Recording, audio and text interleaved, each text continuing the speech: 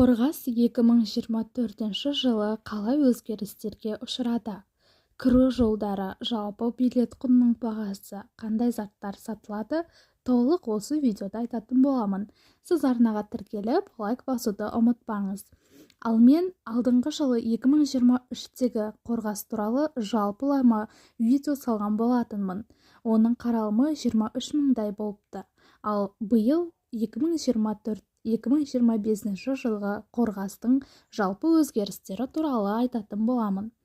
Жалпы бұл жерде кіру құны 3000 теңге, яғни бір билет бір адамға 3000 теңге.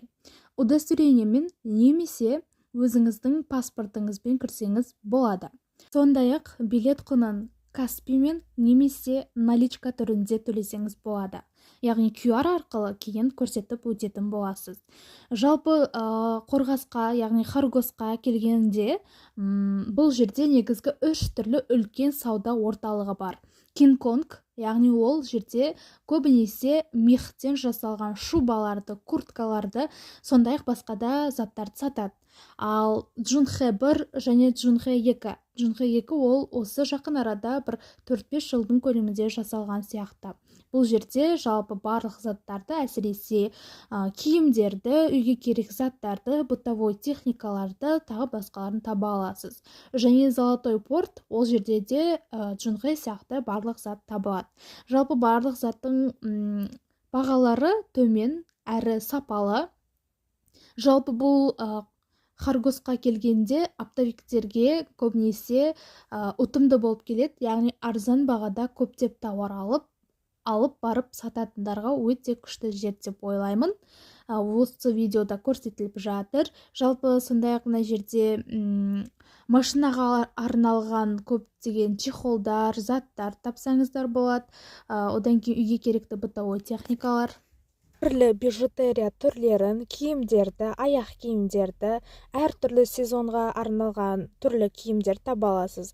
Жалпы Хоргосқа кіргеннен кейін билет сатып алып, ішіне кіріп, осындай сумкаңызды рентгенге тастайтын боласыз. Одан кейін видеокамераға түсіп, удостоверениемен жалпы тіркеліп алады. Сосын ішінде әртүрлі, бағана айтқандай, түрлі киімдерді тапсаңыз болады.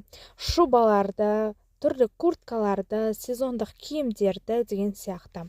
Жалпы осымен Хоргос туралы ақпараттың бәрі айтылды деп ойлаймын. Сұрақтарыңыз болса, төменге жазсаңыз болады. Сондай-ақ балалармен кіруге бола ма деген сұрақтарды көп оқыған болатынмын. Әрине кіруге болады. Бірге сіздерді балаңызбен бірге видеоға түсіріп алатын болады, тіркейді. Және балаңыздың метрикасы қажет. Өзіңізге удостоверение немесе паспортыңыз болса болғаны, және QR арқылы немесе наличка түрде төлейсіз. Ал Хоргостың ішінде сіз осындай Қытайдағы музей бар екен білесіз бе?